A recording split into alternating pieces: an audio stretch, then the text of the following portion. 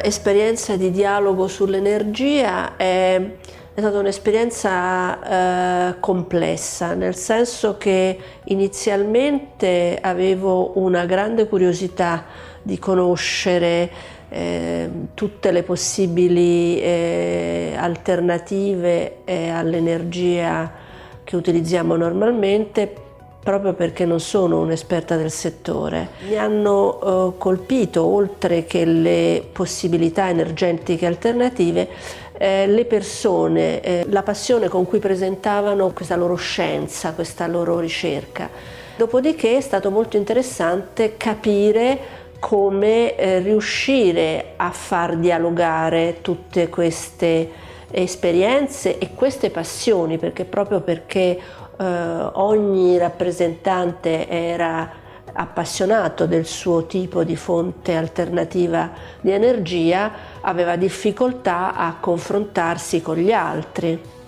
E quindi questo è stato l'elemento, secondo me, fondamentale della mia esperienza, la conoscenza di un mondo e valutare come si è sviluppato attraverso il dialogo un convergere su alcuni temi che tutti hanno ritenuto fondamentali. Io ritengo che anche nello studio e nella ricerca dobbiamo sempre tenere presente che l'energia non è un fine ma è un mezzo. È un mezzo che deve servire per le persone, che deve servire per migliorare la vita delle persone, per renderla più comoda, più agevole, tenendo presente anche le condizioni ambientali, quindi la sostenibilità, l'ecologia, l'economicità. Quindi deve rispondere ad una serie di requisiti che non siano solamente tecnici e scientifici, ma che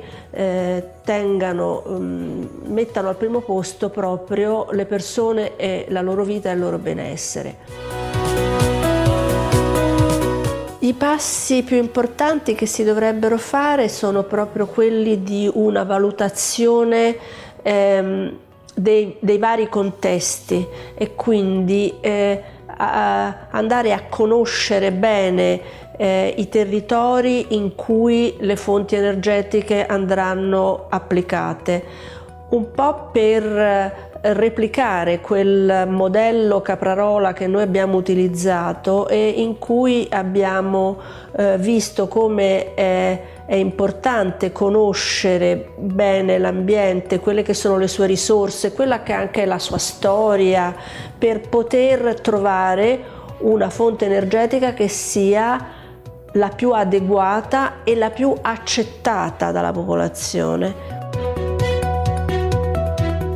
Io credo che uno dei compiti principali è quello di informarsi e quindi di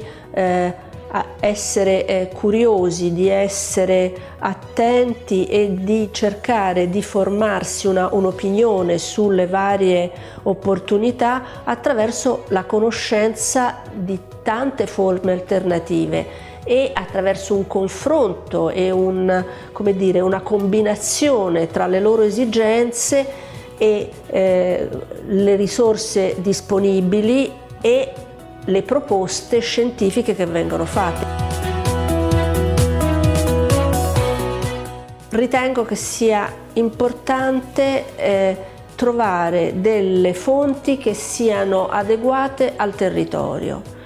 Quindi non si può dire in Italia sarebbe opportuno mettere solo il fotovoltaico oppure sviluppare il geotermico o le biomasse, perché il territorio italiano è talmente variegato e talmente diverso per cui un'unica formula non può essere vincente. Quindi è importante trovare la fonte energetica più adeguata, più sostenibile e più adattabile al territorio in cui si deve esprimere.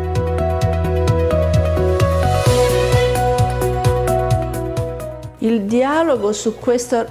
argomento è non solo importante, ma proprio determinante, perché lo abbiamo visto nella nostra esperienza, riuscire a confrontarsi, riuscire a parlare senza pregiudizi che la propria opinione sia l'unica e tutte le altre siano da scartare, permette di trovare una conciliazione, quindi un modo comune per affrontare i problemi.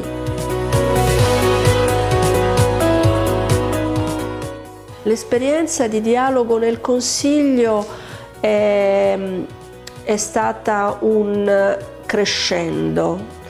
nel senso che inizialmente si sentivano tante voci di solisti, tante posizioni molto determinate, molto sicure, ed era un po' come invece che sentire un concerto, sentire tanti solisti che si esprimevano.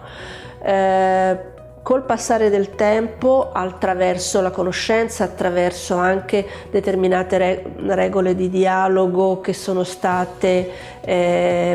accettate da tutti, questo parlare, questo dialogare è diventato veramente qualche cosa di